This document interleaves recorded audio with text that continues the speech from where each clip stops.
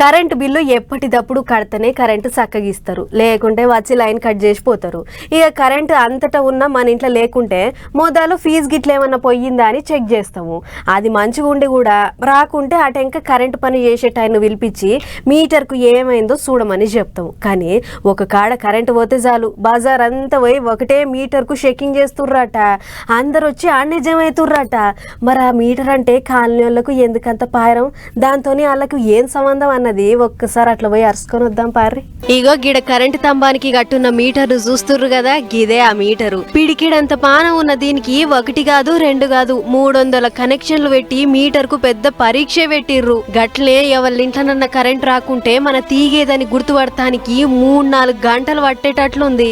ఇక అసలు ముచ్చట ఏందంటే మహబాద్ పట్నంలో ఓ మూలకు పారేసినట్లు మంద కొమరమ్మ అనే బజార్ గిది. సర్కార్ జాగైన గీత ఆవుల ఇండ్లు కట్టుకున్నది అంతా పేదోళ్లే. ఉన్న దాంట్లో 136 మందికి మొన్న పాత సర్కారు ఇండ్లు కట్టుకోర్రి అన్నట్లు పట్టాలు కూడా ఇచ్చిందట. అలా 115 మందికి మున్సిపాలిటీ వాళ్ళు ఇంటి నంబర్లు కూడా ఇచ్చిర్రట.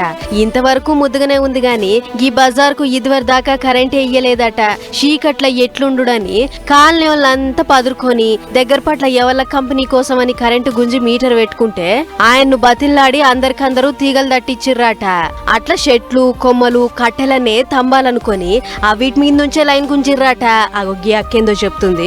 ఆరోగ్యం బాగలేకపోయినా మాకు అసలు అంబులెన్స్ వచ్చే పరిస్థితి లేదు, రోడ్లు లేవు, ఇంటి నెంబర్లు వచ్చినాయి. గత ప్రభుత్వం నుంచి పట్టాలు వచ్చినాయి కానీ మాకు మీటర్లు రాక కరెంటు స్తంభాలు అస్సలే పోల్లు లేవు. ఒక్క మీటర్ మీద 300కు పైగా ఇల్లులు ఉన్నాయి. గదన్నట్లు వచ్చే గా కరెంటు కూడా చక్కగా రాక టీవీల పంకలు కూడా కాలిపోతున్నాయి.